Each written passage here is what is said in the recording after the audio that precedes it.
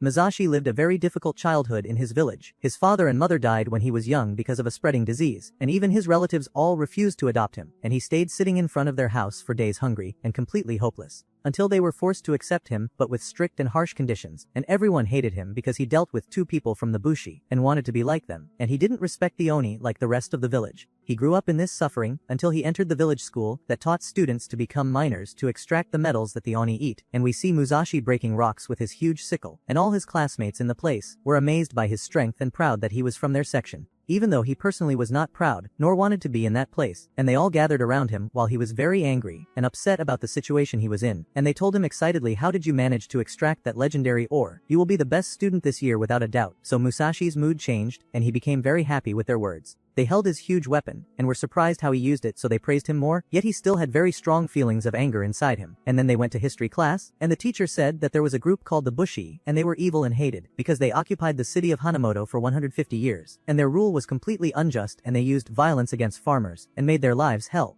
So all the students became angry at the Bushi, and whispered about how bad they were, except Musashi, because he was the only one who knew the truth about what really happened, and that the Bushi were the ones who stood against the Oni demons. He remembered when he was young and training to use the sword with his friend Kojiro, and they were very happy, and Kojiro's father came out and asked them to rest a bit. So they entered the house, and he sat telling them that the Bushi were the ones who stood against the Oni, and that the Oni were the gang that took over Hinamoto, and until this day they still fight, and have hoped to defeat them completely one day. So they were very impressed by the Bushi, but Kojiro asked worriedly, but will they be able to defeat those giant monsters? So Musashi replied, of course, as long as they fight with their friends. So Kojiro liked the idea and got excited, and Musashi agreed with him that they would become Bushi in the future and travel to fight the Oni. But he returned again to the reality that was completely opposite, and looked at the teacher with disgust while she told them to say the Oni hymn, and Musashi decided to say this time that he was from the Bushi. But he couldn't do it like every time. And when he left the class, his classmates asked him to celebrate with them for the school entrance ceremony. So he apologized, saying he had other things he must finish. He then went to Kojiro's house and smiled, as if he had arrived at his real home. But as soon as he entered, Kojiro told him, go back to your house. But Musashi didn't take his words seriously and asked him for food. So Kojiro replied, go eat at your house. So Musashi asked why, and Kojiro replied angrily, isn't your entrance ceremony tomorrow, and you shouldn't waste your time here. So his facial expression changed, and he replied, right, by the way, I think I will end up a miner after all, and that's why I came to talk to you about something important. And he held his sickle, so Kojiro asked him in surprise, why do you have that?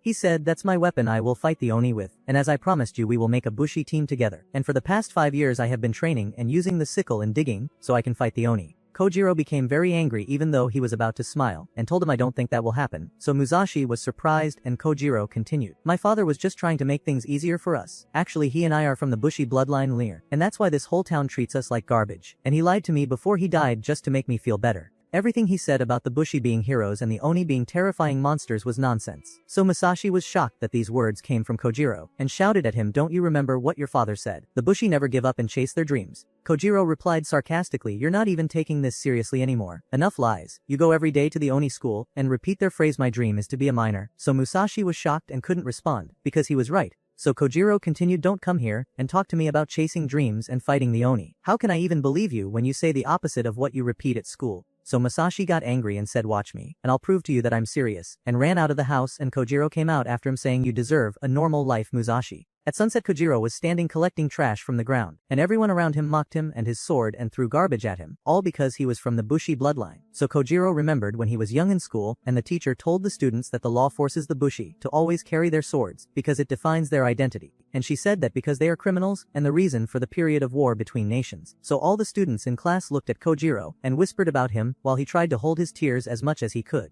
After school, he used to walk in the street with a chain and weight tied to him, and the sword tied to his body, and he heard people saying the disgusting Bushi's son is here. So Kojiro wished that Musashi wouldn't end up like him, and that being a miner would be much better for him than the life he was living. The next day, the Oni Gate entrance ceremony began, and all the students were very happy greeting the spectators, except Musashi, because he was thinking about Kojiro's words, and was very upset that he didn't believe him. And when they entered from the first gate and climbed the stairs, they got more excited, because they were going to see the Oni leaders. And on the opposite side, Musashi felt more anger, and intended to kill one of the Oni leaders to prove to Kojiro that his words were wrong. The servants of the leaders took their weapons from them, and opened the door, and here they were shocked to see that the Oni leaders were just monsters and ate humans. And the Oni servants ordered them to extract stones until they die for the Oni. So the students were terrified when they saw the Oni beating and eating those who didn't work, and they fell on the ground from fear and discovered that what they had lived their whole lives was just a lie, while Musashi on the opposite was standing on his feet angry, and said, "I knew from the start they were monsters, and my presence here will be the first step to achieve my dream." He approached one of the Oni and held his sickle but couldn't find it, and suddenly remembered in shock that he had handed over his weapon at the gate, and the servants and Oni had already realized he was an enemy, so they got angry at him. And the Oni transformed into an even more terrifying monster with a bigger body and long fangs. So Musashi noticed an axe on the ground that belonged to the worker who was eaten, so he quickly ran and grabbed it. On the other side, Kojiro was sitting thinking about Musashi, and remembered when he used to train with him using the sword, and blamed himself for thinking about that because he didn't want to involve him in the Bushi blood and their fate. And looked down and found Musashi's bag, so he wiped it and his notebook fell. He opened it and discovered Musashi's plan since entering the school, and that he was targeting one of the Oni from the beginning. At the same time, Musashi held the weapon, but the Oni knocked it away, and his classmates tried to make him surrender so he wouldn't die. Yet Musashi stood again drenched in his blood, and approached the Oni, so the monster punched him hard, and he kept trying again and again until the Oni grabbed him by his clothes, and was about to stab him with its claws and kill him. But suddenly Kojiro appeared on a motorcycle and jumped down on the Oni. He gave Musashi his huge sickle, and told him angrily, "Now I understand that you were training while pretending to be a minor." So Musashi stood up, and said, "I've always taken this seriously, but I can't blame you for not believing me." The Oni rushed at them furiously, so Musashi stood in a certain stance he had studied well to cut the Oni in half, and indeed Musashi succeeded and sliced the first one.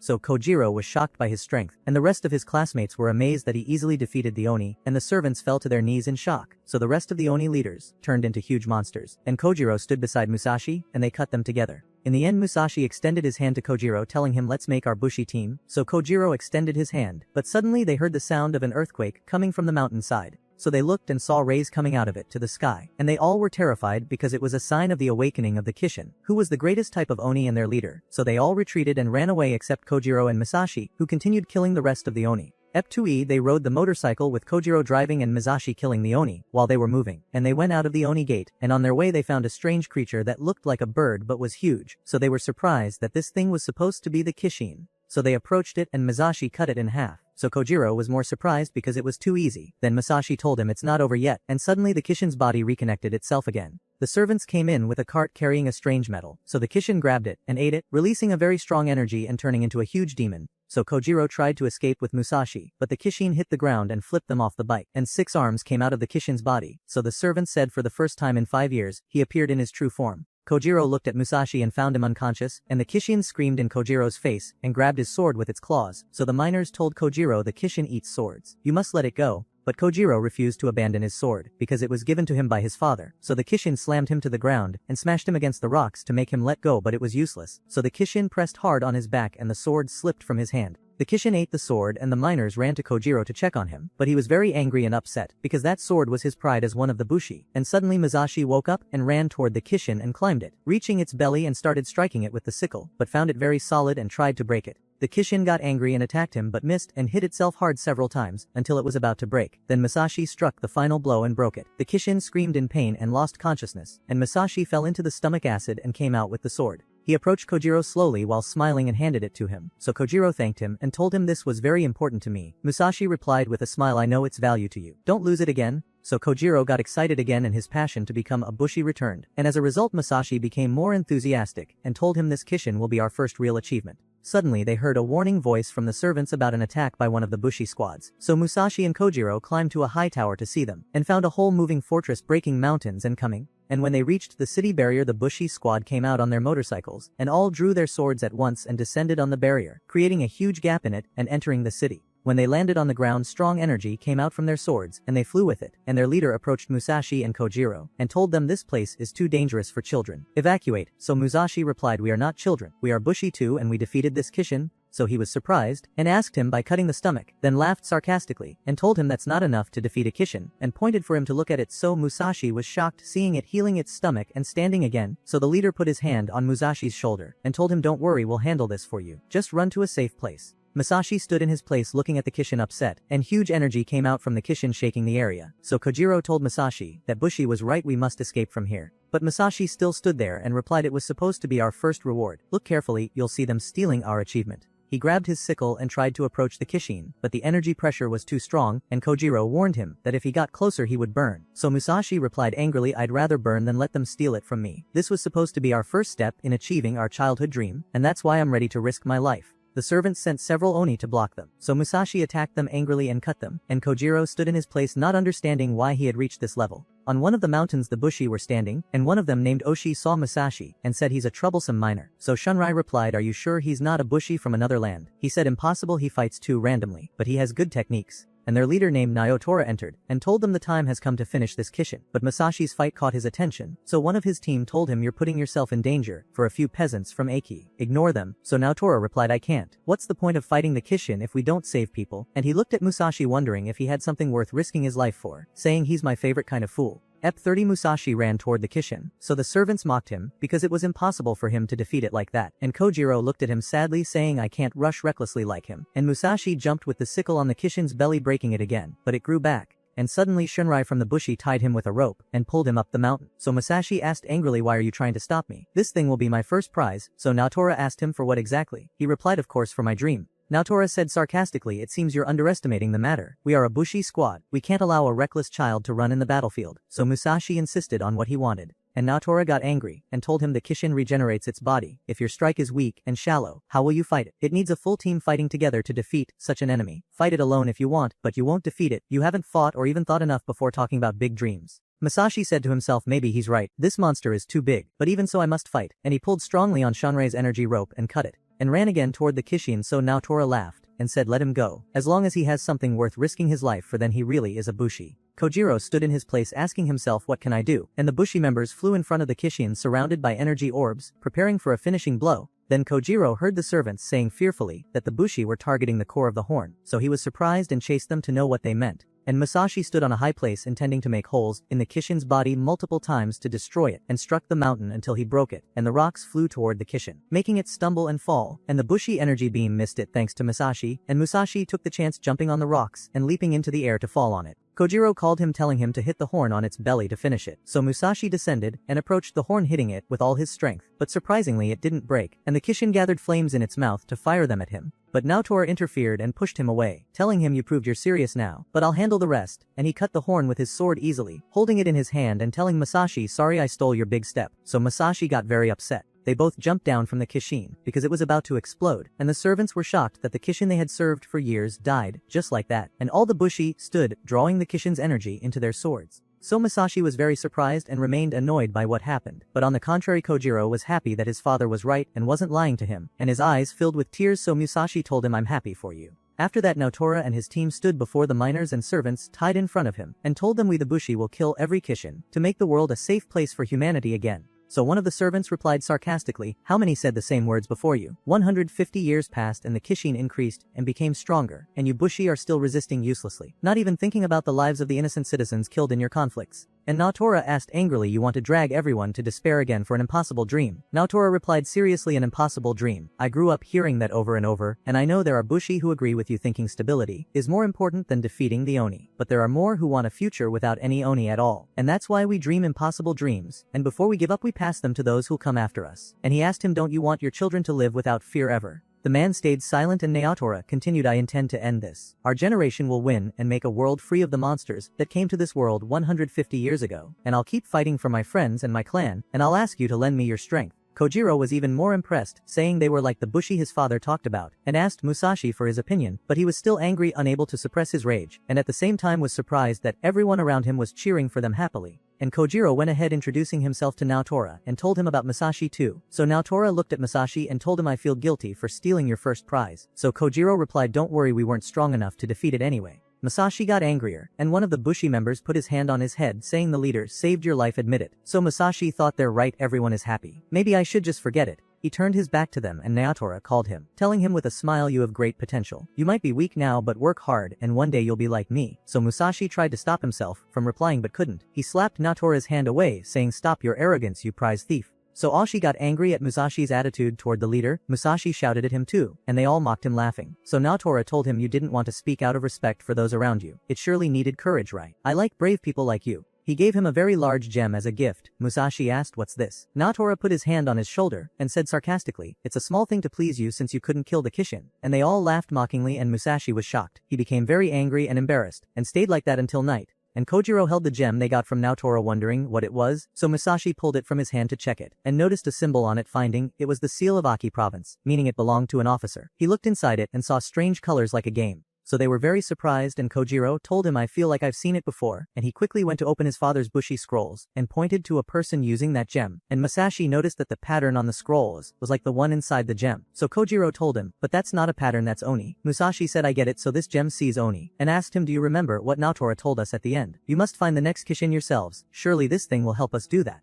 Musashi looked at the rest of the scroll and saw writing, so he started reading. Hinamoto was once a human land, but with the appearance of the Kishin the rule of humans ended. They killed the generals of the famous warring nations. But someone must resist the Oni and the Kishin, who number more than 100. They were both shocked that number existed around them. And Musashi found names of different Kishin, like Ingoku Tengu, whom they killed. So Kojiro looked at the bright side, telling him, I think we have many chances to make up for what happened. Musashi continued reading, for the samurai who will face the Oni. The Kishin are strange creatures appearing in different shapes and sizes. Their power is immense, but if they use that power to trample humans, then you must kill them to take back our world. And that's a dream no one has achieved yet. The only duty of the Bushi is to compete among themselves in killing as many Kishin as possible. And when the mission ends, the broken nation will heal, and the great treasures will belong to the best Bushi, who defeats the strongest Kishin-e. And when that happens, the land will unite, and the one who achieves this great feat will become the new king of Hinamoto. So Musashi understood these were the personal reasons Naotora said they fought for. And he quickly went out to Naotora and his team, asking him, you want to unite the country, right? He replied, impressed that you discovered it so quickly. So Musashi challenged him to kill the last strongest Kishin in the country. The next day Musashi and Kojiro stood before the Tatsuyama gate, their city, preparing, and they heard the miners bidding them farewell and wishing them luck. And both rode the motorcycle and left. And on the road Musashi told him, if you and your father hadn't taught me swordsmanship, I would still be breaking stones without purpose or dream. I'm really happy I met you.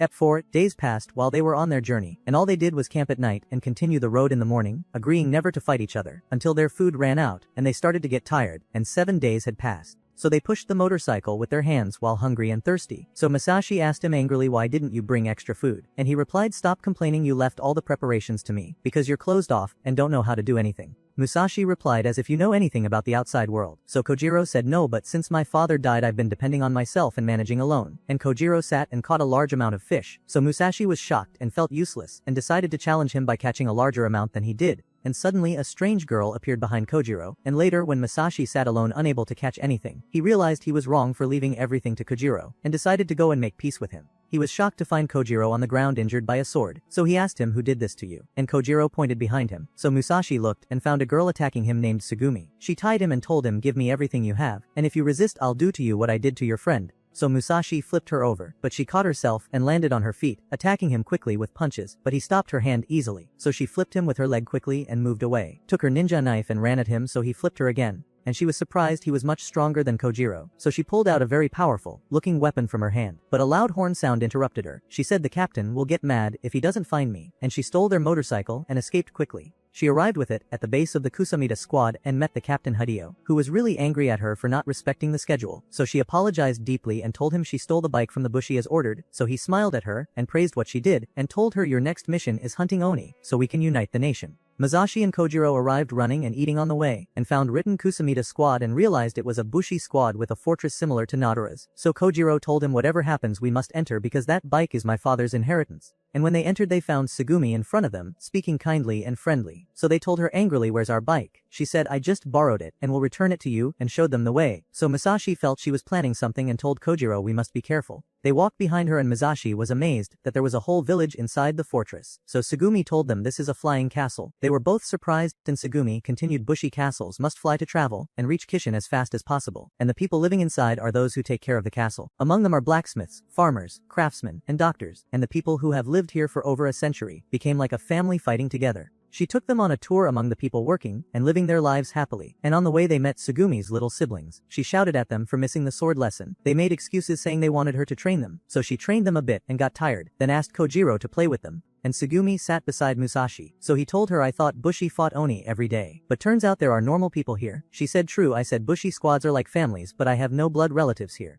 And remembered her older sister who was her role model and wanted to be a kind Bushi like her, and told Musashi, all my relatives are dead. So he smiled and told her, same as me then, and called Kojiro, so he came to play with them. Hideo entered with a strange smile on his face saying you all seem to get along, and invited Musashi and Kojiro for lunch and introduced himself, so Musashi felt he was a kind person, but on the opposite Kojiro felt something was strange, and whispered asking why would they hold a feast like this for us. Sugumi interrupted telling him don't worry just eat, and tried to feed him with a strange smile too. Hideo told them after I saw your bike I found it really amazing. You must be first class bushi and have killed many kishin. So they both got nervous and suddenly Hideo suggested they fight in his squad and share the katetsu. So Musashi asked surprised what's katetsu. Hideo was shocked he didn't know such a basic thing, and told them then you're useless, and ordered Sugumi to tie them. So she said sword of katetsu and weapons came out of her hands like before. She shot energy ropes at them and tied them both, and Kojiro tried to cut it with his sword but couldn't. Then Hideo stood up telling his team they had a great bike so surely they're hiding katetsu somewhere, and they imprisoned them in a cell. Meanwhile Sugumi stood in front of the captain saying, I'm sorry I was stupid and useless. He made her repeat the same sentence again several times, telling her you're a failure. Is your weak brain not understanding our situation? She replied yes. After battles against Oni, we lost squad members and katetsu. He came close and told her Tokugawa left me this land, and I must protect it no matter what, and next time the Oni attack I might have to recruit the entire castle village.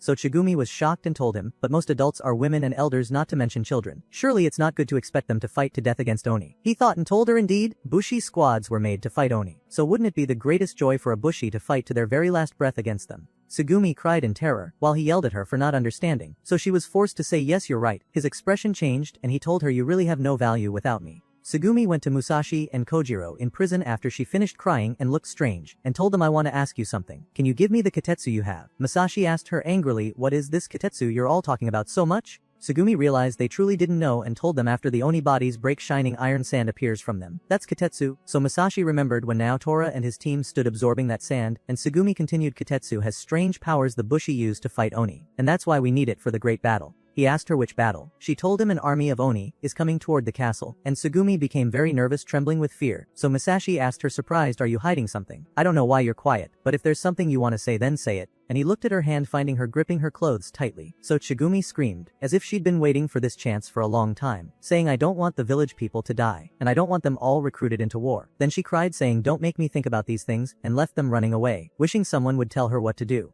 At 5, when the Oni approached the castle, Kojiro used a chain and threw it at the key, catching it and pulling it, so they both got free and went out first to search for their motorcycle, and Musashi said they took my weapon too, we must look for it. But they saw the Oni army coming from afar and got terrified. On the other side Sugumi was still running and crying, and suddenly she met Hideo, who told her the attack has begun. Now we'll recruit all the villagers, give them swords and tell them to defend their homeland. So Sugumi was shocked and couldn't object. Then he put his hand on her head saying I'm counting on you. So she smiled with tears in her eyes, and remembered when Musashi told her if you have something you want to say then say it. So she got courage and told him I object to recruiting the villagers. His expression turned angry, and he pulled his fist back, so she screamed at him I will never back down. So he decided to pretend that he was disappointed in her, and very sad, making Sugumi feel guilty and nervous. Then suddenly stopped pretending and grabbed her throwing her on the wall, telling her you're useless. Get out of my castle and never come back. Live the rest of your life alone in the wild. So Tsugumi cried heavily from the fear she felt, and he told her I might forgive what you said if you do what I told you. She replied I'll obey. Don't abandon me please. He put her back down on the ground and said see, you can't do anything without me nor even live, then left her and walked away. And Tsugumi cried intensely, remembering her older sister when she was in her place one day, treated badly by Hideo saying you're a failure and useless, and can't do anything without me. So Shigumi stood in front of her picture, saying now I understand what you suffered every day. He took away your confidence until you couldn't think anymore, and Sugumi decided she would disobey his orders and protect the villagers. But in the same picture she was talking to, Hideo was present, and she imagined he was talking to her saying you can't do anything without me. She stepped back and heard in her imagination the same words he always said, threatening to throw her out of the castle. And then the people she cared about would belong to him. She tried to resist, but the bad visions increased, and she felt as if he was holding her hand. Suddenly the wall with the picture broke, and Musashi and Kojiro came in with the motorcycle, asking her do you know where our weapons are? She replied I can't tell you. My captain said we must hide them. Musashi told her you only talk about your captain. But what is he to you anyway? She was surprised and couldn't answer, and he continued who even cares what your captain says? She replied sadly but I'm weak and stupid, and without him I can't do anything. He said surprised weak. You defeated Kojiro alone. You're definitely strong. Besides I see you're very smart, and I think you know more than us about Oni hunting. And the weapon on your hand is amazing. He got back on the motorcycle and reached his hand to her saying come with us. You're a bushi, and you won't just stand here. She remembered that was the same thing her sister once said,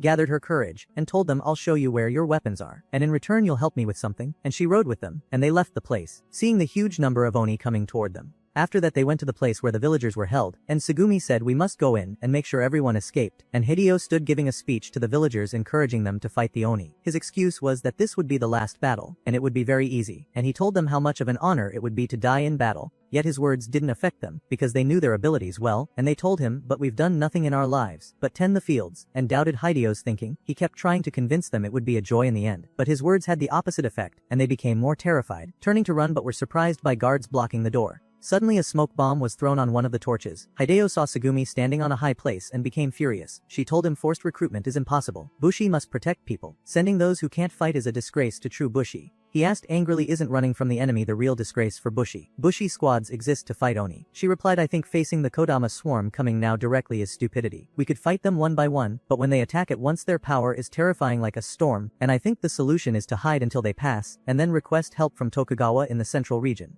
He told her there's no need to ask for help at all. I'll send nothing but Oni heads. She asked, and what's the point of gathering their heads? Wouldn't it be better if the Kusumida squad saved resources to kill a Kishin? And Tsugumi thought her only role in the plan was to keep his eyes on her, so the others could escape. He said, surprised, I don't remember you speaking this well. Surely there's a trick, and if anything happens my men will kill everyone here. Tsugumi got nervous feeling his old words were right. Musashi's voice interrupted them saying, no one should listen to your pathetic orders, and he and Kojiro jumped on the guards knocking them out. Hideo asked, how did you do that? Musashi replied, we used the smoke to get close to your guards and take them down while you were busy with your useless speech, and assured Tsugumi that now no one would stop them from escaping. Tsugumi came down with tears of joy in her eyes, telling the villagers to run, but she was surprised they stood still not moving, and Hideo threatened that if anyone escaped their whole family would be killed. Suddenly the Oni attacked the place. Tsugumi realized it wasn't enough to break their fear, and no one could think rationally now. Tsugumi decided to stand against Hideo and defeat him, so the villagers would gain courage and escape, but suddenly Hideo ordered the guards to attack the villagers and prepare them for battle. Musashi and Kojiro attacked them saying, leave these to us, and you deal with Hideo and make him pay for what he did.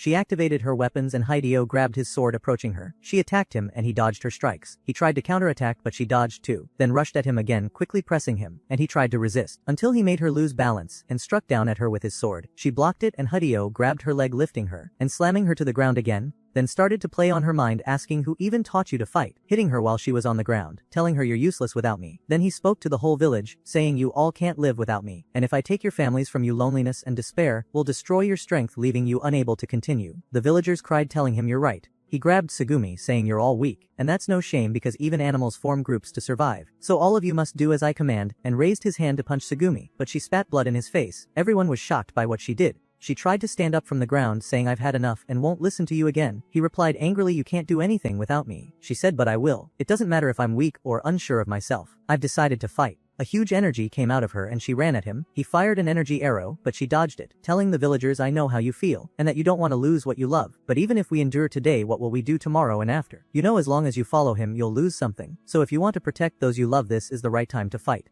Hideo fired arrows at her, and she jumped tying him with energy ropes, lifting him with all her strength and slamming him to the ground. Hideo lost consciousness, and she told the villagers go now. They escaped this time before the Oni arrived. The villagers reached safety but Tsugumi stayed in place, wishing she could live longer, but the Oni had arrived and she wouldn't make it. Suddenly Kojiro and Musashi appeared with the motorcycle, and took her. Musashi told her you turned out strong, just as I expected. Ep 6e after the Oni left, the villagers returned to the castle site and found it completely destroyed, and Kojiro noticed that the villagers were very happy and better than before, and suddenly an old woman begged Musashi and Kojiro to take Tsugumi with them, but Tsugumi completely refused to leave the village and the people she loved and had lived among for years. So Musashi asked the old woman since she insists, why do you want to drive her away? She replied we're not driving her away. She must escape from Hideo. He's probably gone mad now that the people he ruled have deceived him, and because of that he's become more obsessed with Tsugumi. If he meets her again, he'll be able to manipulate her. Tsugumi replied, no don't worry I'm fine and won't do what he tells me again. The old woman asked her are you sure? Tsugumi got very nervous and couldn't answer. The old woman held her saying fearfully, if you stay here he'll hunt you. You must escape the castle. Tsugumi replied sadly, but the sounds of training, the smell of the fields, and my memories with my sister. How can I leave all that behind? She cried saying I'll miss those things so much. The villagers were touched by her words and told her fine stay, and will protect you no matter what. Suddenly Tsugumi changed her mind. Surprising them all, she approached Musashi and Kojiro, and told them I have no plans, can I join you? Musashi agreed without thinking, and she left to prepare herself so they could leave the next day. At night Tsugumi sat alone crying. Musashi entered and told her you must sleep early, and asked her what made you decide to leave here. She said it's better for everyone. I let Hideo decide everything for me before. I'm afraid I won't be able to defy him later, and if I become his puppet I might hurt the villagers instead of protecting them. She felt pathetic and weak.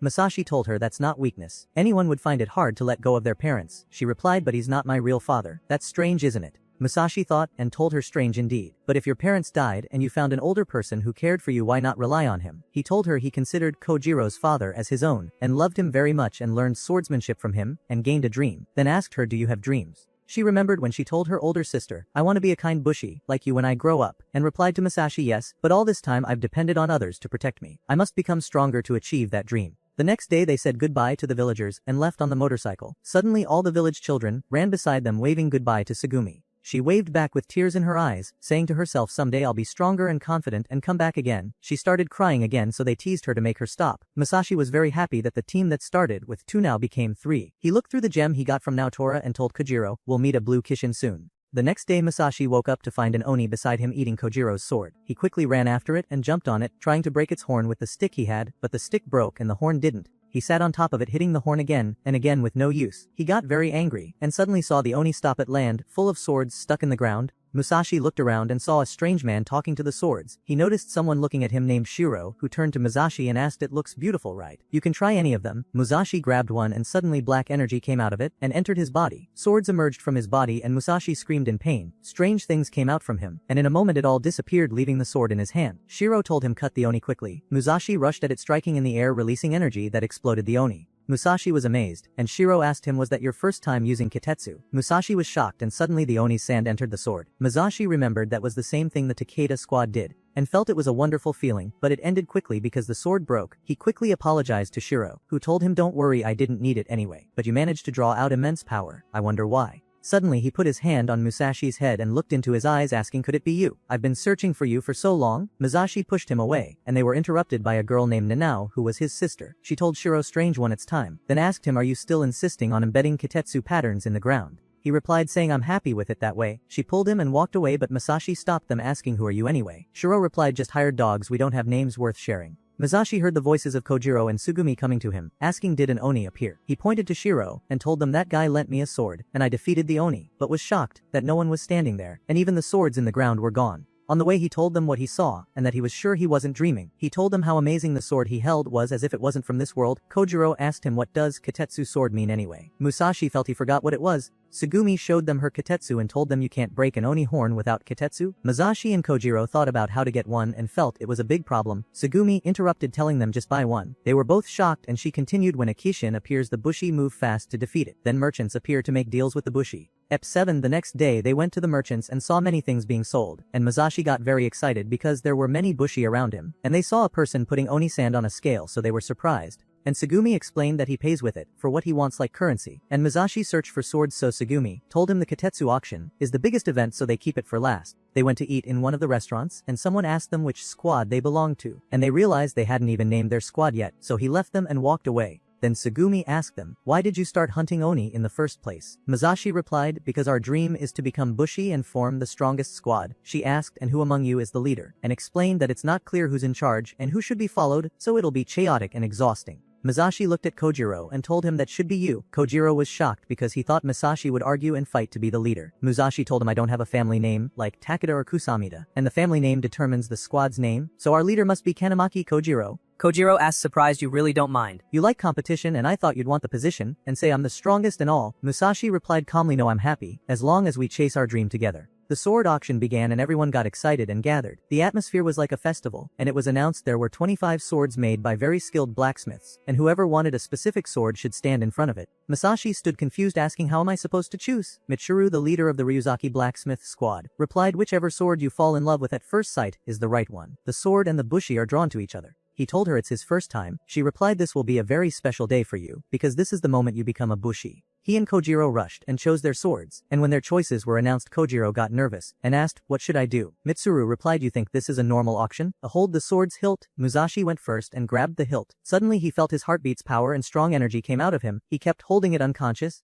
Kojiro asked nervously what happened to him. She said he's going through the sword's trial. The Kitetsu sword auction is different. You compete for who has the potential and the sword will choose its master. You'll feel your heart racing, and as if something is flowing inside you. Everyone who went through it said they saw their life before their eyes, and after overcoming the near-death trial the sword will shine with wings of shining stones and come out of your body. Kojiro grabbed his sword and quickly mastered it. Blue energy came out of it. He said, I feel like the sword became part of my body like a living being. He looked around seeing every person glowing with a different color. He asked Mitsuru, and she replied, those are the colors of their souls. Each Bushi soul has its own color, and the metals in the sword shine to match that color. What we know are 5 colors, and depending on the color the strength will differ. He asked excitedly, so is my color special? She replied, no, normal. About a quarter of our squad's friends have blue. Other than that there's green, yellow, white, and red. And there must be at least one red in your team. They looked at Musashi excited to see what color his soul would be. Meanwhile Musashi felt something strange, as if he was in a dark place with his heartbeat fast. He saw Tatsuyama, his hometown, in front of him, felt something bad and didn't want to approach. Suddenly he saw the past where Kojiro's father was tortured and tied by people. Musashi was still a child crying seeing him like that. At that time Kojiro's father tried to tell him something but Musashi didn't hear it. He got very nervous and suddenly a large eye appeared before him and a sphere came out of it.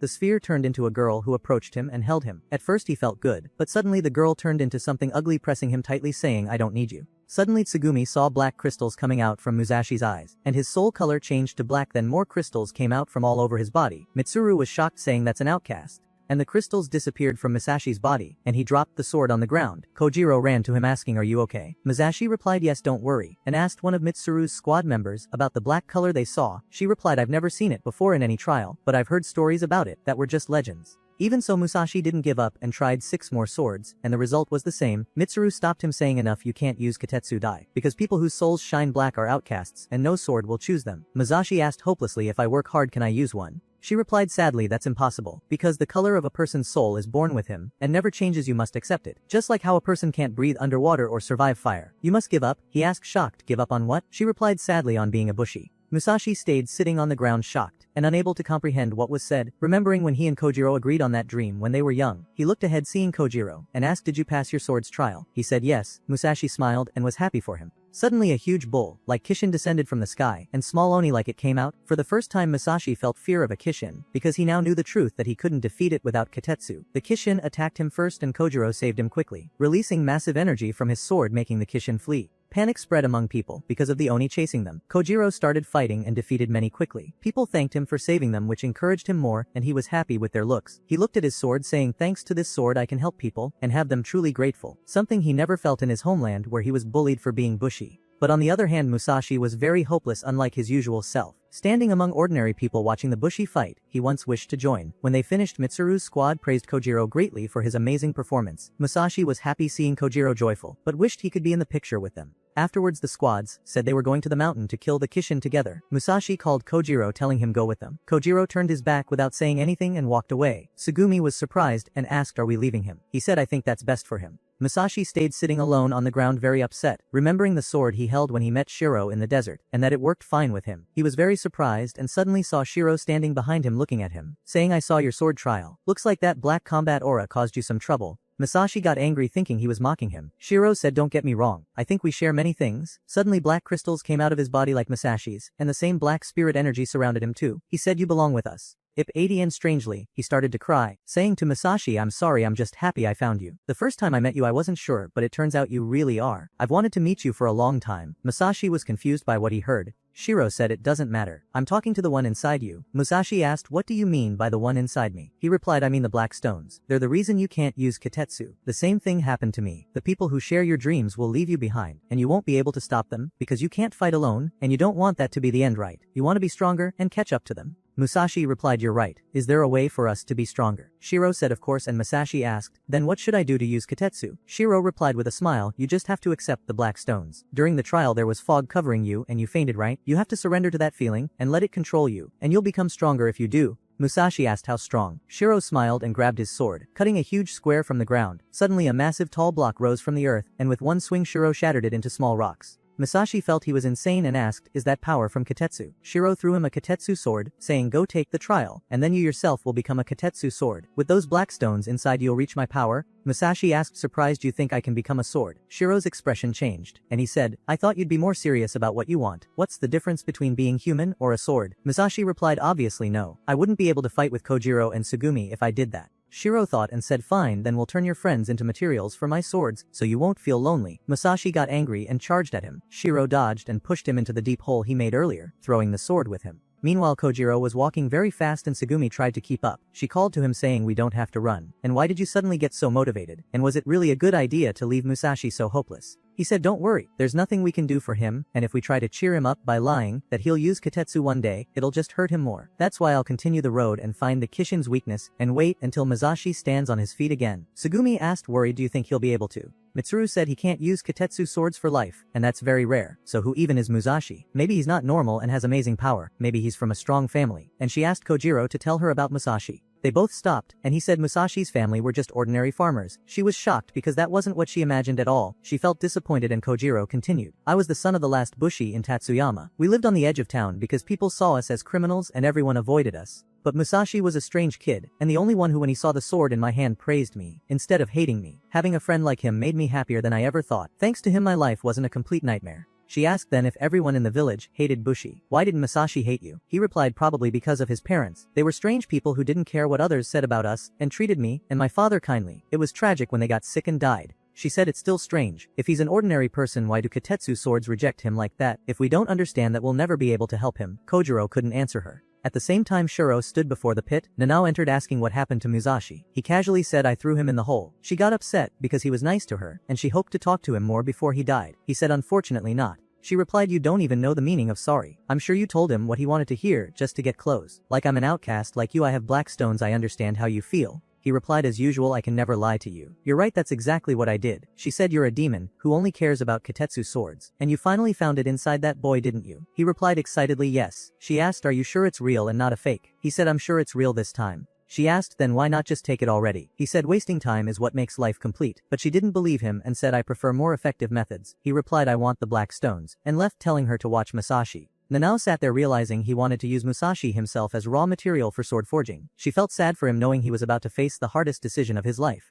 At the same time Musashi was falling very fast. Refusing to give up, he placed his hand on the wall to stop himself but failed. He had to grab the sword and stab it into the wall, this time stopping. But suddenly black rocks came out of his body, and he felt very heavy. He looked down seeing lava. If he let go of the sword he'd fall into it, or turn entirely to stone. Either way he wouldn't survive. Musashi was very distressed, so the stones increased. He hit his head on the wall to stay conscious, stabbing the stones in his hand into the wall, and decided to climb up. But suddenly he heard a voice saying I won't let you do that. You must hide now. His whole body turned to stone, and he fell into the lava. He found his consciousness transferred to a strange closed place, everything around him black and white. He heard the same girl's voice, telling him you must stay here with me forever. He looked and saw it was the same girl who held him and transformed before. The queen of obsidian being volcanic glass formed from lava cooling rapidly. Musashi replied no, you have to get me out of here fast. I have to help my friends. She said you can't help them at all, you have no power. He replied sadly even so I have to go. She transformed again into the frightening form grabbing his arm, saying with a terrifying look I told you they don't need you. Just like last time, remember? Suddenly Musashi returned to the past seeing his mother and father's bodies among many others struck by the same disease. Hearing people happy they died saying it was justice. Calling Musashi unwanted because his parents helped Bushi and treated them kindly unlike the rest of the village. He saw himself as a child begging relatives and villagers to let him live with them, but they all shut their doors in his face. Those who took him in kept him hidden not wanting others to know Musashi was with them. One day he asked what's wrong with being friends with Kojiro and his father. They beat him hard because he resembled his parents and thought like them. From then Musashi understood he must never speak about the Kanamaki family to anyone in the village, and that being close to Bushi would only cause him trouble.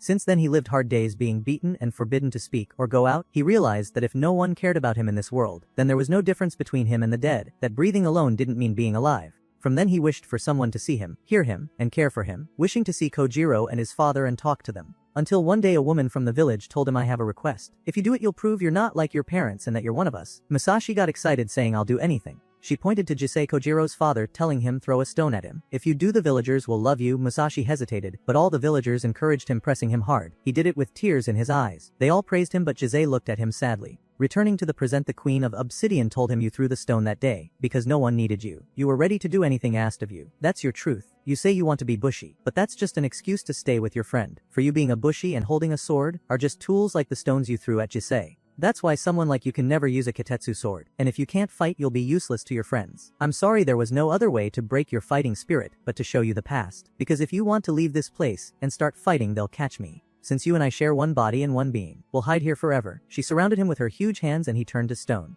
Ep 19 on the other side, Kojiro and Tsugumi reached the kishin, and were surprised to find it already dead. Tsugumi told him I think it's still alive, because when an oni dies it turns into Kitetsu, and since that didn't happen its horn must still be intact. Kojiro moved, and said I know Musashi will catch up to us, so let's find the horn's location to be ready when he comes. He approached the kishin and asked Shigumi could the horn be on its missing head. Shiro appeared saying you're right. One of the bushi asked Shiro are you the one who took the kishin's head? Shiro landed among them replying yes. He slowly approached Kojiro. The bushi surrounded him asking where's the head, but he didn't answer. They raised their weapons at him. In an instant Shiro grabbed his sword, and all the bushi around him were cut down dead in less than a second. He looked at the rest with a smile saying I came here for your Kitetsu swords, which means you'll all die. All the bushi activated their energy, at once shouting angrily a sword hunter huh. You kill sword owners to steal their power. If that's your intent we'll destroy you. They combined all their energy and fired it at him. Shiro simply moved his sword cutting their energy, shattering the ground and killing them easily. The survivors stood frozen in total shock at his terrifying power. Tsugumi asked fearfully what will we do Kojiro? When Shiro heard his name he slowly approached him saying the death of a bushi is a wonderful thing. When his body disappears his soul remains in the sword. You and the sword become one and continue fighting forever. Kojiro didn't understand what he meant but trembled in fear. Shiro told him the red-haired one named Musashi became a Kitetsu sword and is waiting for you. Kojiro asked angrily what did you do to Musashi? Shiro replied with a terrifying look maybe I'll do the same to you. At the same time Musashi asked the Queen of Obsidian what happened to me. She replied you turned into black stone and no longer need to fight. Stay here and hide. I don't want you to die. But suddenly she saw a green thread of energy descending on them. She looked at it sadly saying I thought you'd be safe if you stayed within the lava, but it seems they can reach us even here. The thread grabbed the stone containing Musashi and pulled it upward. It turned out Nanao was the one who lifted him. She was very surprised he was still alive and hadn't been left long enough to turn completely. Musashi remembered Shiro's words about turning his friends into materials to forge swords, so he ran quickly to reach them. While on his way he remembered the Queen of Obsidian's words, saying you don't understand anything. For me the bushi are much more than that. Returning to the past after Musashi threw the stone at Jisai and said all bushi must die, he heard for the first time the villagers praising him for something he did, but inside he told himself I'm the one who should die. That night he went to Kojiro's house feeling that even an apology wouldn't be enough. He saw Jisei outside the house and called to him. Musashi apologized deeply for what he said. Kindly Jisei told him it's cold outside come in. Musashi sat before him eyes on the floor, thinking I'm the worst person. It's hard for anyone to be asked to die and I know that best. Jisei interrupted his thoughts saying, don't worry about what happened today. I know you're in a tough spot now because you treat bushi kindly. Musashi replied, but you and Kojiro didn't do anything wrong. Jisei told him Kojiro was lonely like you before he met you. The village treated him coldly just like they treat you now, and he was on the verge of breaking down. Musashi cried realizing he was just like him. Jisai held his hand saying you saved Kojiro. Having a friend who laughs and cries with you, supports you and you support him makes you human, and that made me happier than anyone. You're a wonderful boy. You saved 2 hearts in Kojiro, and I are very grateful to you. He offered him to live with them. Musashi agreed and learned swordsmanship with them enjoying his time greatly. One day Jisei told him I live the way I want just like any bushi does. You define your goal and commit to it your whole life without betraying it. That's the bushi way. From then Musashi took Jisei as his role model and continued training. On the other side Shiro was killing all the bushi and no one could escape him. He left a few alive and all he cared about was turning Kojiro into material like Musashi. He chased him and when Kojiro saw him he ran in another direction to keep the others safe. Shiro smiled and followed until they reached a dead end. Kojiro drew his sword and fired energy at him but none hit. Shiro swung his sword breaking the ground beneath his feet slamming Kojiro into the wall. He grabbed Kojiro tightly about to kill him, but suddenly stopped because Musashi was standing behind him. All the bushi were shocked he was alive and holding a Kitetsu. Shiro backed off a bit and Musashi approached Kojiro. Tsugumi ran to them, and he said I'm back. Kojiro smiled saying you're late. Then they saw the Kitetsu sword in his hand and asked did you find a way to use it? He said no, my soul's color still doesn't appear but at least the black stones don't come out of me when I hold it. Shiro was surprised the sword neither accepted nor rejected him. Nano entered. Shiro asked her angrily why is that boy still alive? She replied I think I pulled him before he fully turned. He said that's reckless. Looks like you were in a hurry to finish the job. She mocked him saying no I was just excited for the new work. He laughed forgiving her because things would be more fun now. He told her look at Musashi you'll see he's half merged with the black stones, meaning the queen hasn't given her judgment yet. If we attack him now she'll declare it. I'm very excited. Nanao charged her energy preparing. Kojiro was scared but Musashi reassured him they weren't after him. Tsugumi was afraid asking since you're their target why did you come? He replied because I knew you were in danger. Musashi and Kojiro agreed to fight them together. Tsugumi panicked saying no they're way stronger than us, and we came here to fight Oni not Bushi. Musashi replied, but they're hunting us, and if we run others might get hurt. Suddenly Nanao grabbed her staff which broke apart. Transforming into swords of energy she launched at them. They tried to dodge and barely evaded the attack. Musashi tried to block them, but there were too many and at this rate he couldn't reach Nanao. He jumped with all his strength trying to strike her from above. She fired one of the swords at him knocking him back. Musashi got up again saying, then how about we break all her swords? Tsugumi asked and how will we do that? Kojiro said I have a plan. Epitumvi they took their formation and stood side by side. Nanao thought they planned to attack all at once, but she felt assured since the battle was 7 against 3, because of her swords. She told them no teamwork will work against 7. But they shocked her when Musashi and Tsugumi ran in the opposite direction, leaving only Kojiro standing in front of her. She began to wonder where the trick was. Assuming they realized there was no hope, so Kojiro was helping them escape, but all her attention stayed on Musashi, and she couldn't let him get away. She threw one of her swords at him and Kojiro said just as we expected. Tsugumi tied the sword with her energy thread, and Musashi jumped to break the part of the staff emitting the sword's power. Nanao laughed mockingly saying you broke one of 7 swords. It's too early to celebrate. Suddenly Shiro jumped in between them making Musashi and the others terrified because he was stronger than all of them. But Nanao called to him saying no need for you to join yet. I can help you, so let me handle them. It's not worth us fighting together. He looked at her with disgust saying, and why would I fight alongside someone like you? She was shocked, and he asked have we fought together before? She said no, and he replied because there's no point in you fighting with me. I prefer to fight alone. Weak allies are only obstacles. Tsugumi felt sad for her. He stood before them saying since the Queen of Obsidian hasn't appeared, and I'm bored, I'll fight you 3 at once. Suddenly a black ring appeared in front of him. Tsugumi said that's his sword ring. It's a light aura that appears when you put your power into your Kitetsu sword. Until now he hadn't used it. In other words, we're about to see his true power. Shiro swung his sword in the air with full strength. A strong wind blew toward them, but nothing happened, so they were confused. Suddenly a massive barrier formed around the mountain they stood on. The Bushi said stay ready, we don't know where the attack will come from. Shiro smiled replying no, you're wrong. This is a different kind of technique. Suddenly everything turned upside down. The mountain was above and the clouds below them. Everyone on the mountain fell except a few who anchored themselves with their swords. Musashi looked to check on Tsugumi and Kojiro, and saw they were stable too. They were terrified realizing someone could do such a thing with a single sword strike. Shiro noticed some had held on, so he cut a small square from the mountain dropping one Bushi. Musashi looked through the hole angrily. Shiro asked what's bothering you? Were they your friends? You want to fight Oni, right? Then why not seek the power you need from other Bushi? He told them if there's someone you want to defeat, there's only one way. Become the strongest Bushi, and get the strongest Kitetsu sword to fight with. If it's that simple and that's all you need, why form squads? Maybe because you're weak like insects, and need to rely on each other. Musashi felt he was talking just like the Queen of Obsidian, and that everything he said was wrong. Suddenly Shiro swung his sword, once more making everyone who held on fall. At that moment time stopped and the Queen of Obsidian opened a gate saying I understand your nature. Musashi asked did you stop time? She replied yes, I am the force that connects everything, and I've frozen light and sound in place for you. He asked about Shiro and Nanao. She said they are my enemies chasing me to take my power. If you die I'll be in trouble, so I'll use the rest of my strength. She pulled Musashi's soul from his body, continuing I must make sure you leave here alive. He asked does that mean everyone else will die? She replied yes. He said there's no point in surviving if I end up alone.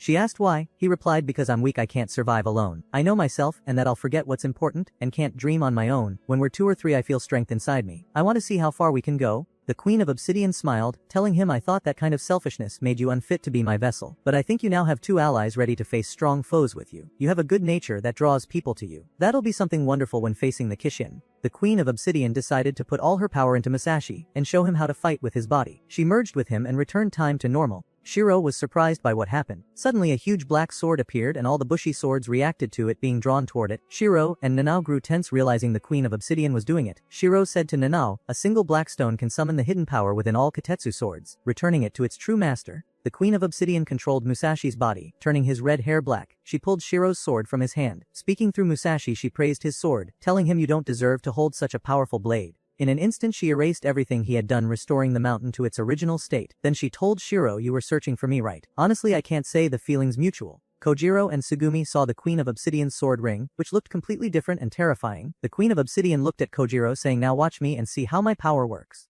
Nana launched an energy thread at the Queen. With a single finger the Queen deflected it. Kojiro was amazed she blocked all her attacks. The Queen explained those with the black stone can control the energy of all swords like a strong magnet. But because of the rare nature of this power, when people see the magnetic whirlpool they panic and lose focus, so they can't use their Kitetsu swords. That's the truth behind your outcast legend. Kojiro asked surprised you mean Musashi can block any kind of attack? She replied sadly this ability is about to end, because my existence is weak and I was resting inside Musashi. Moving in your physical world makes my power fade quickly, so I must sleep again. But when I do Musashi will lose the obsidian power. If those enemies try to kill him he'll have to rely on his friends. Are you ready to fight these powerful enemies with him? Kojiro confidently replied yes. The Queen of Obsidian bid them farewell and returned inside Musashi. Shiro called out to her saying I wanted to meet you for a long time to ask you to join me. I'm sure I can make you happier than them. The Queen of Obsidian refused, mocking him, deciding to destroy him before she slept. She drew energy from all Kitetsu swords saying to Shiro you said Bushi are weak like insects because they fight as teams. Maybe you're right about that, but the power of one sword combined with the others can create something invincible. At the same time inside Musashi's mind, the Queen of Obsidian told him this is goodbye. I will remain asleep inside you so no matter what enemy you face don't die, because you are my vessel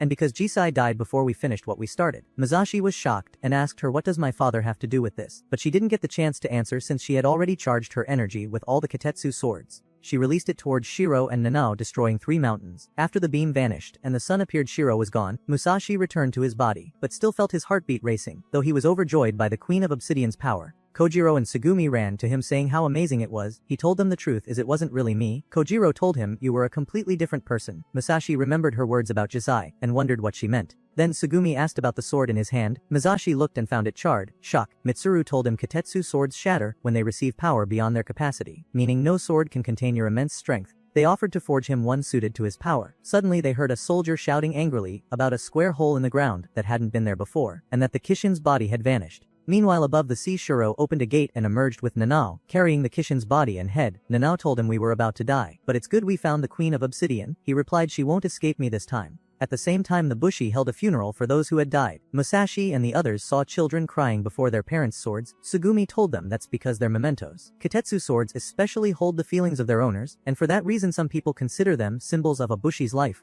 Kojiro remembered Jisei saying something similar, but Tsugumi continued saying she didn't believe that, because both her swords belonged to her sister. In the end they're just tools and there's no replacement for her sister. When a person dies everything ends. That night Mitsuru hosted Musashi and the others at her place. They thanked her and she thanked them for saving them from the Kishin and Shiro. Then Musashi told her I want to ask you for something. The next day Musashi stood before the same sword he chose first at the auction, since it was the only one left. Mitsuru announced he would take the trial in front of everyone, but all the people doubted his abilities, calling him weak and foolish. Before touching the sword's handle he told Tsugumi, remember when you said the sword is a symbol of a Bushi's life? Honestly I don't know if that's something to believe or not. Tsugumi got nervous fearing for the people's feelings since they had lost loved ones and their swords were the last things left of them. But Musashi continued, my father cared deeply for swords and the Bushi path, and that's why I want to know more and understand the Bushi world. It's true the dead are gone forever, but everything they cared for still exists and must be respected, because it proves they once lived. He grabbed the sword, and this time his soul glowed red. Mitsuru announced he passed the trial. Kojiro ran to congratulate him, but all the Bushi gathered around cheering. He was surprised no one did that when he passed his own trial. Tsugumi said that's natural, because your soul is blue. It's a common color half of the Bushi are born with, unlike red which is very rare and powerful. Kojiro felt jealous since everyone admired Musashi now, and forgot about him.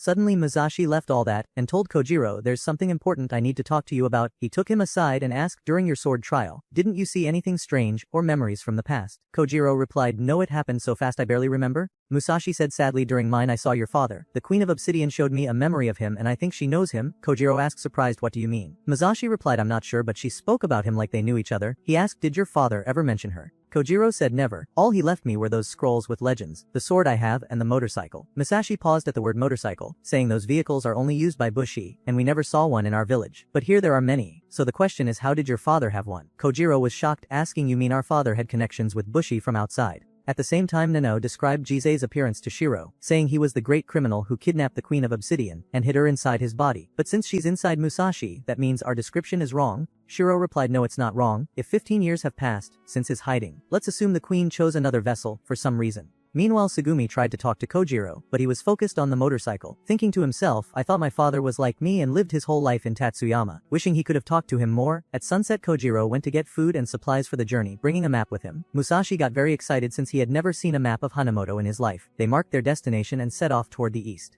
The next day they found themselves lost, having passed the same swamp twice already, and still not knowing how to get out. Tsugumi argued with Kojiro, because they were pushing the motorcycle, and he refused to drive it. Musashi told them I'll drive, so they decided to trick him by supporting him for a bit then letting him fall. But Musashi felt something strange, and looked back to find an octopus-like monster holding them. He drew his sword and saw the Oni's horn on its belly. He ran toward it. The Oni tried to stop him but Musashi cut its tentacles, then released energy from his sword onto the horn, breaking it quickly, freeing Kojiro and Tsugumi. Musashi noticed the octopus was holding someone else too. He freed her and found she was a girl, who thanked him for saving her. Suddenly they heard someone shouting for a princess, and were shocked that the girl they saved was her. They learned she was the daughter of Nobumitsu, leader of the Bushi Saruwatari under the Isuji Union, and her name was Michiru. The princess took them with her to escort them as thanks for saving her. Musashi felt something strange about her, as if something deeply bothered her, and was surprised that Tsugumi and Kojiro didn't notice. He tried to start a conversation with the princess, pulling out the map to ask her about the road, but though she heard his questions she ignored him, her servant answering instead. Kojiro asked the servant, you said you're heading toward Harema Port for a battle or something, right? He replied yes. Usuji requested an urgent meeting to kill a Kishin, Masashi seized the chance and asked the princess what fighting style do you use, expecting her to respond since any bushi loved to talk about swords, but she disappointed him again by staying silent. Kojiro changed the subject, asking what is the Isuji Union. Sugumi answered it's a group of squads cooperating together. Masashi got irritated and silenced them, because he couldn't talk to the princess. He spoke her name and Michiru was surprised, asking you remembered my name. Suddenly the carriage hit a bump, throwing her out. Masashi jumped after her, but she was the one who saved him with her Kitetsu sword that transformed into an umbrella. He told her your power is incredible. She replied you remind me of my father. The first time I could use the Kitetsu sword he praised me the same way. He noticed she smiled normally and apologized for her behavior earlier. He said it's fine, but why did you come out of your shell so suddenly? She asked him to promise he wouldn't laugh and told him, actually I'm a reclusive person and spend all my time alone. When too many people are around I can't talk to them. Masashi laughed despite his promise and told her good, I thought you were just annoyed with us. Then the princess offered him to come south with her. He said we're going east. She replied you won't get far anyway. Did you see the black part on the map? He said yes and she gestured with her eyes while they were high up. He looked and was shocked by the vast darkness in that area.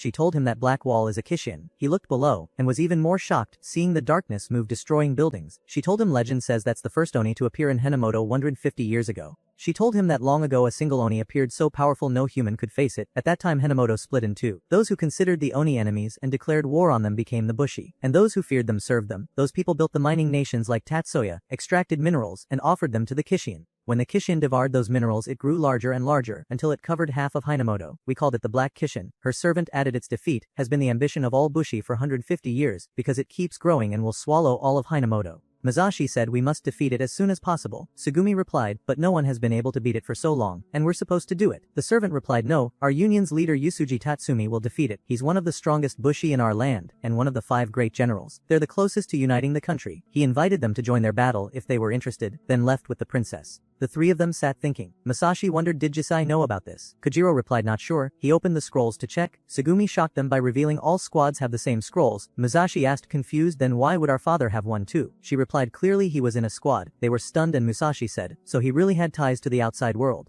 Then she told them each scroll bears the squad's seal. She looked and said this one's the Isugi clan's seal, meaning your father was part of his squad. They decided to go help the union defeat the Kishin to learn more about their father. The next day all union squads gathered discussing that whoever defeated the Kishin would become the clan's leader. Meanwhile the Takeda squad was on its way to the site. At the same time Nanao was shopping for supplies. Suddenly a spark of darkness appeared on her chest. She went somewhere deserted, and a communication began with a group called the 8 Obsidian. People who also had black stones. They told her we heard you found the Queen of Obsidian. She replied yes, and this time it's real with no doubt. Shiro interrupted saying I'm the one who found her. One of the 8 named Soroku said, I heard she rejected you. The leader cut them off saying we must keep the Queen of Obsidian away from the Bushi. We need her to show us the path to the Queen's treasure. It's our duty to keep the Kishin alive until we can coexist with them. He suggested sending someone capable of approaching the Queen of Obsidian without making her flee. One of them volunteered to go fix what Shiro and Nanao had done. Meanwhile Masashi and the others were riding the motorcycle heading toward the port.